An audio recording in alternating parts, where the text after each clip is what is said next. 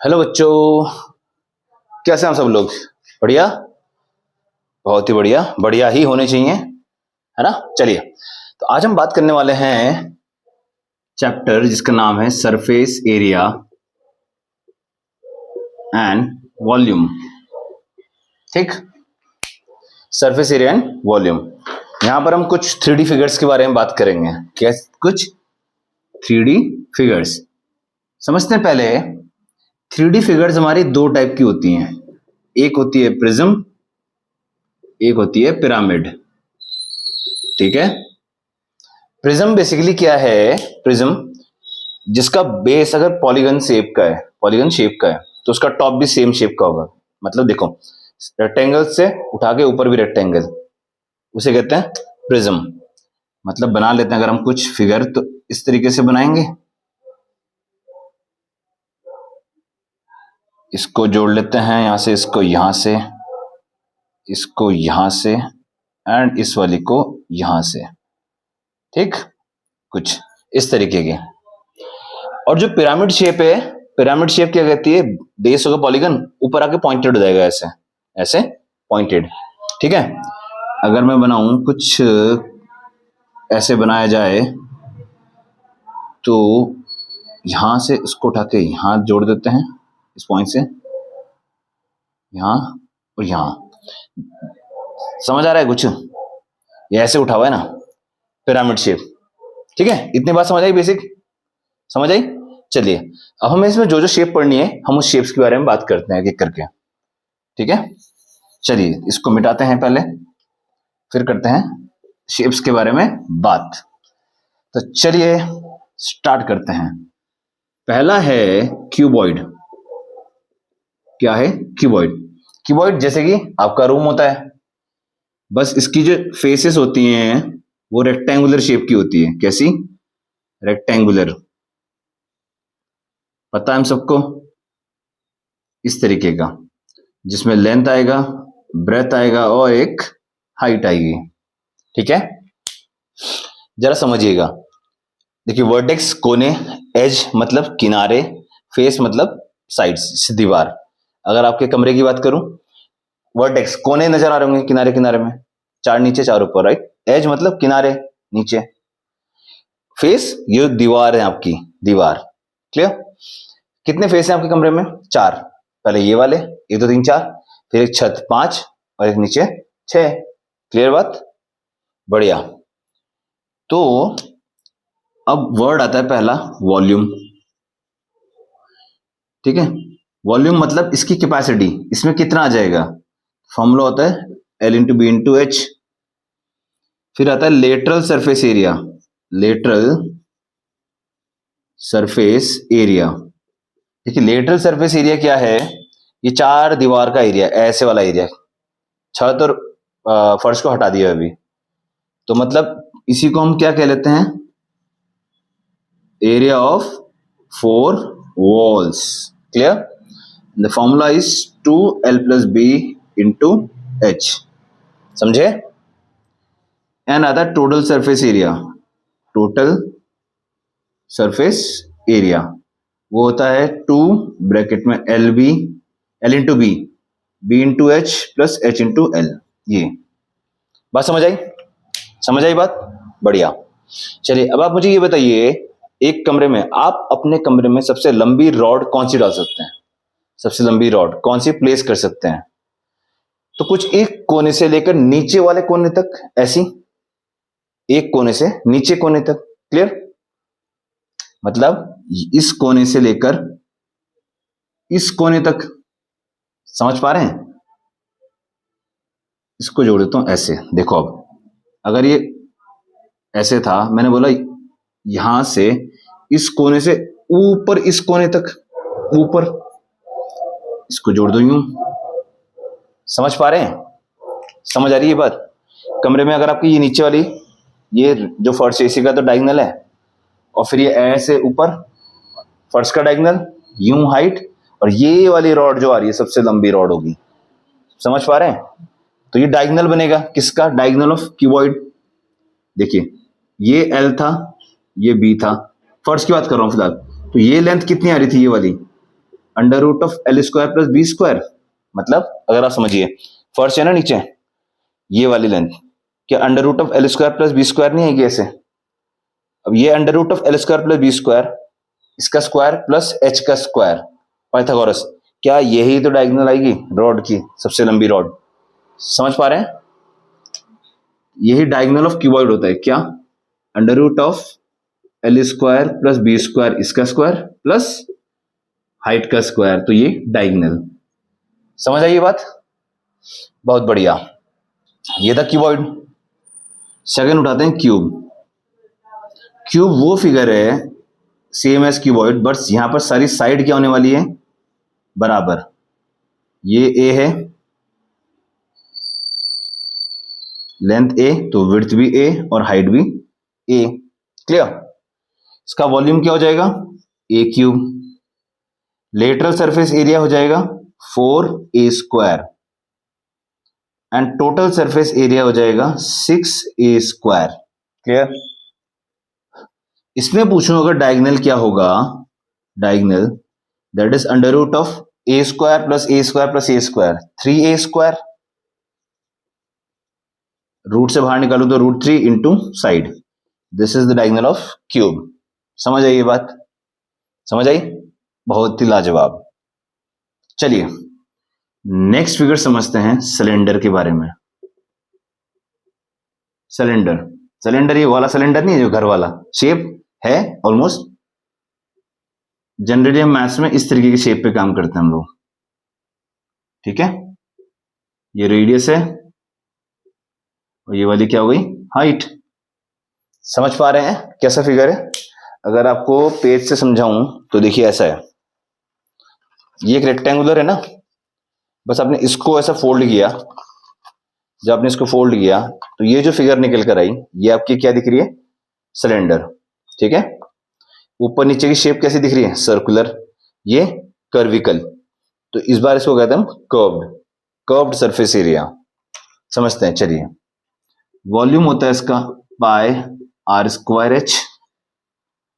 Lateral ना बोल के इस बार हम यहां पर क्या बोलते हैं? कर्व्ड सरफेस एरिया, यही वाला। समझ रहे हैं? ये होता है 2 पाई आर एच।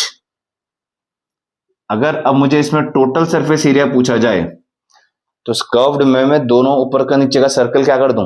ऐड कर दूं, मतलब 2 पाई आर एच में 2 पाई आर स्क्वायर ऐड कर दूं। समझ रहे हैं? अगर 2 पाई आर दोनों में कॉमन है तो अंदर बचा एच प्लस आर, ये बना total surface area of cylinder. समझ आई ये बात? अच्छा, एक छोटी सी चीज यही समझते हैं। एक रेक्टेंगुलर शीट है जिसका लेंथ कुछ है, ब्रेथ कुछ है। मैंने बोला इसको इस तरीके से मैंने फोल्ड किया कि ब्रेथ जो है that will turn into a height, तो आपने ऐसे फोल्ड कर लिया। नजर आ रहा है आप लोग को ना, जो ब्रेथ था वो क्या बना? हाइट बना, हाइट। बस अब ये बताइए, ये जो लेंथ था, लेंथ, ये लेंथ क्या बन रही है? ये लेंथ क्या बन रही है? क्या सर्कमफेरेंस ऑफ सर्कल नहीं बन रही है? Circumference of circle. समझ पा रहे हैं? बहुत बढ़िया। तो वहां से हम क्या निकाल पाएंगे? Radius of cylinder. क्लियर? बढ़िया। ये कॉन्सेप्ट बस समझना है और क्वेश्चंस में अप्लाई करना है। चलिए अगला फिगर समझते हैं पहले, फिर कोन। कोन कैसा है? आप लोग को सबको पता है कोन कैसा होता है, ऐसा। इसे कहते हैं रेडियस, ये होती है हमारी हाइट, और ये जो टिल्टेड है ना इसे कहते हैं एल। एल मतलब स्लांट हाइट, हल्की टेढ़ी, स्लांट। ठीक, बढ़िया। इसका वॉल्यूम होता है 1/3 पाई आर स्क्वायर एच। इसका सी एस ए होता है पाई आर एल। अब बात करूं टोटल सरफेस, तो सी एस ए में एक सर्कल जोड़ दूं, pi r l plus pi r square, that is pi r common लिया तो एल प्लस आर। समझे? अच्छा, ये 90 है क्योंकि राइट सर्कुलर कोन कहते हैं बेसिकली। ठीक है, एच आर और एल में क्या रिलेशन बनेगा? L square is equal to H square plus R square. अरे यार, समझे? ये रिलेशन बना एच आर और एल के बीच में। क्लियर? बहुत बढ़िया, लाजवाब। अब आता है नेक्स्ट, इसे कहते हैं हम स्फेयर। स्फेयर क्या है? फुटबॉल जैसे होती है ना, फुटबॉल, वो एक स्फेयर है। ये रेडियस होगा कुछ। अच्छा, इसका वॉल्यूम होता है 4/3 पाई r क्यूब। क्लियर? अच्छा, इसमें कर्व्ड और टोटल का तो कोई मतलब ही नहीं, क्योंकि एक ही सरफेस है। तो हम क्लियरली कह देते हैं surface area, which is 4πr²। ठीक है, बढ़िया। अभी कहता है इसका आधा कर दो, स्फेयर को बीच से काट दो, ऐसा निकल कर आएगा कुछ। ये ऊपर टॉप का सरफेस सर्कल दिख रहा है हमें, इसका वॉल्यूम हाफ, 2/3 पाई r क्यूब। ठीक है, इसका सी एस ए आएगा इसमें। अब सी एस ए, ये वाला नीचे वाला, ये होता है 2πr²।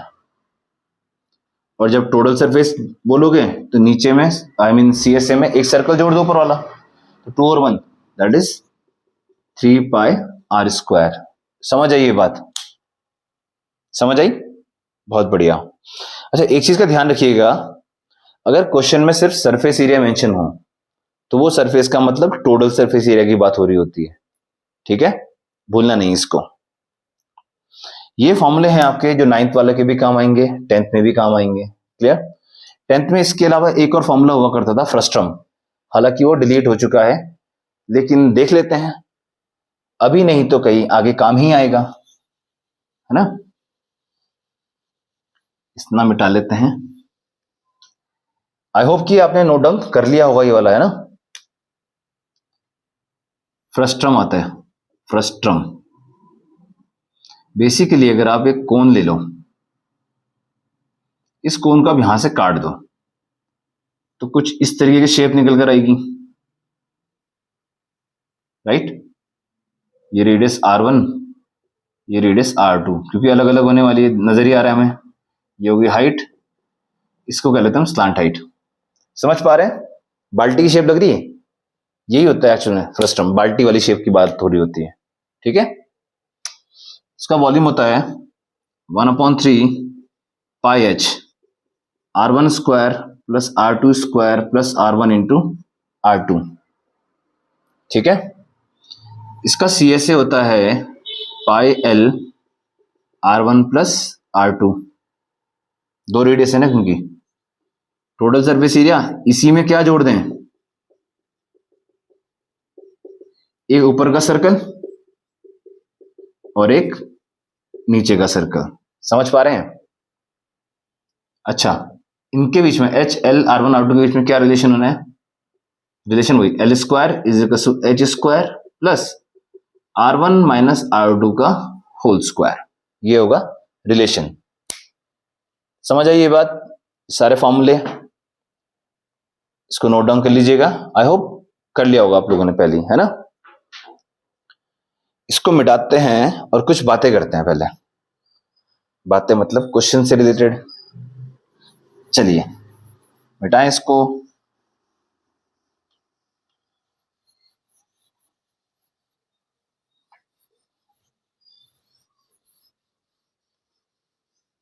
देखो इस चैप्टर में ना एक क्या चीज है कि आपको जब आप क्वेश्चंस पढ़ें, आप उस क्वेश्चन को इस तरीके से कि आपकी इमेजिनेशन बढ़िया होनी चाहिए कि आप कोई क्वेश्चन कोई फिगर समझ रहे हैं तो आप फिगर आपके सामने ऐसा होना चाहिए कि आपको लगे कि आपके सामने ही है और आप उसको जस्टिफाई कर पा रहे हैं उस फिगर को। क्लियर? एंड सेकेंड थिंग की फॉर्मूला पता होना चाहिए, जो कि हमने देख ही लिया है। एंड थर्ड थिंग कैलकुलेशन बस करनी है, चैप्टर हो जाएगा इजीली। समझ पा रहे हैं? चलिए समझते हैं कैसे कॉन्सेप्ट पे बात करेंगे।